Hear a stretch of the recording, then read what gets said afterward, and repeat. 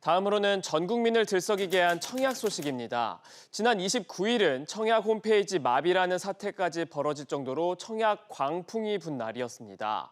당초 동탄역 롯데캐슬 전용 84제곱미터 한 가구에 대한 무순위 청약은 이날 하루 동안 접수를 받을 예정이었는데요. 청약 신청자가 한꺼번에 몰려서 청약홈 접속에 차질을 빚으면서 접수 기간이 하루 더 연장됐습니다. 한국부동산원이 청약홈을 운영한 이후 처음 있는 일입니다. 뜨거웠던 열기만큼 역대 청약 신기록을 세웠는데요. 기사 보고 오시죠. 전용 면적 84제곱미터 한 가구 모집에 역대 최다인 약 294만 명이 몰렸습니다.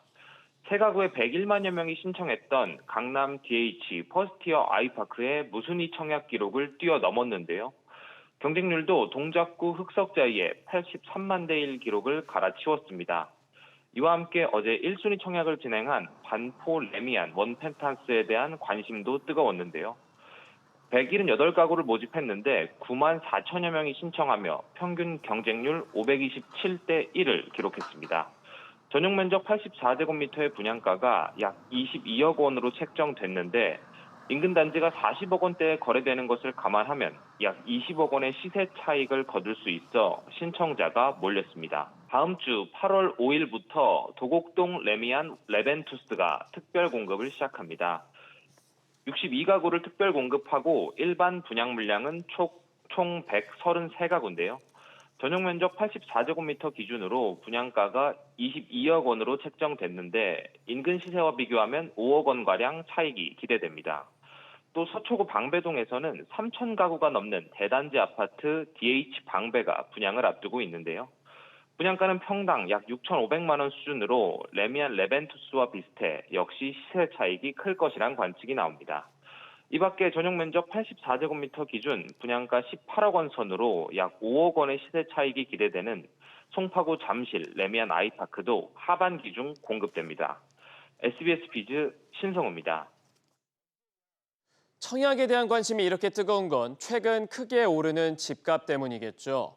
서울 아파트 가격은 19주 연속 상승하는 등 수도권 부동산 시장이 과열되고 있습니다. 상황이 이렇자 정부는 오는 2030년까지 김포를 포함해 수도권에 15만 가구를 풀어서 시장을 안정시키겠다는 계획을 내놨습니다. 또 문재인 정부 당시 세입자를 보호한다는 취지로 도입됐던 임대차 입법 폐지도 검토합니다. 이 정책이 오히려 전셋값 상승을 부추긴다는 지적이 나와서입니다. 기사 연속으로 보고 오시죠. 김포 한강 신도시와 양곡지구 사이에 위치한 김포 한강 2지구입니다. 731만 제곱미터 규모로 공공주택지구 지정을 앞두고 있습니다. 내후년 지구 계획이 승인되면 보상과 부지 조성이 동시에 추진됩니다. 6년 뒤인 오는 2030년 첫 분양을 시작으로 주택 4만 6천 가구가 들어설 예정입니다. 인근 4개의 지구와 합치면 분당 신도시급의 생활권이 형성됩니다. 총 11만 6천 가구의 계획 인구 30만 명 규모의 도시로 거듭나게 됩니다. 고질적인 교통난은 풀어야 할 숙제입니다. 국토교통부는 GTX-D, 김포 골드라인, 공항철도 등의 교통체계를 구축할 계획입니다. 여의도까지 30분 안에 출퇴근할 수 있도록 개선하기 위해선 5호선 연장이 관건입니다. 호선 같은 경우는 굉장히 오랫동안 인천과 김포 간의 노선 문제 때문에 지금 이제 해결이 안 되고 있어. 중재안을 김포는 받아들이겠다는 입장이고 인천이 입장을 밝히지 않고 있는데 국토부는 김포를 시작으로 평택 지제, 구리토평 2, 용인 2동, 오산 세교 3 등도 내년까지 지구 지정을 마친다는 목표를 세웠습니다. 이에 따라 수도권에 약 15만 가구를 풀고 3기 신도시도 올해 5개 지구에서 1만 가구를 착공해 공공주택 공급을 이어갈 계획입니다. SBS 비즈 문세영입니다. 대통령실이 계약갱신 청구권, 전월세 상한제 등 임대차 입법의 폐지를 검토할 계획인 걸로 알려졌습니다. 대통령실 관계자는 오늘 윤 대통령이 최근 회의에서 부동산과 관련해 가격이 오른다고 생각하면 더 오를 수 있으니 투기적인 수요가 생기기 전에 종합적인 대책을 마련해 부동산 시장을 안정화시켜야 된다고 말했다고 전했습니다.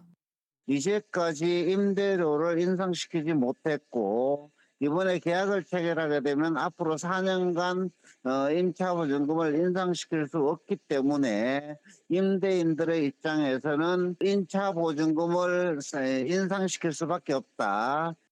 지난주 서울 아파트 전세 가격은 0.18% 오르며 62주 연속 상승세를 이어갔습니다. 전세 사기 여파로 빌라 기피 현상이 심화되면서 이 역시 아파트 전세난을 부추기고 있다는 지적이 나옵니다. 반대로 빌라 시장에선 역전세난 위기감이 커지고 있습니다.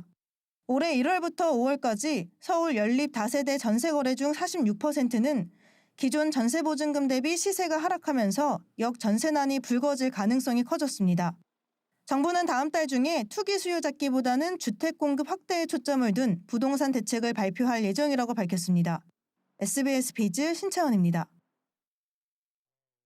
하반기 중 금리 인하를 엿보고 있다는 시각이 나오는데 이래선 가능할지 모르겠습니다. 기준금리 인하가 수도권 집값만 더 자극할 수 있기 때문이죠. 이미 스트레스 DSR 도입 시기를 늦추면서 대출 한도 축소 전 막차 타기 수요가 집값을 끌어올리고 있는 걸로 보입니다. 고금리로 자영업자 고통이 커지는 상황에서 이 집값 걱정 때문에 금리 인하 시기를 늦춰야 하는 상황이 올 수도 있어 보입니다. 지금까지 한 주간 많이 본 경제 뉴스였습니다.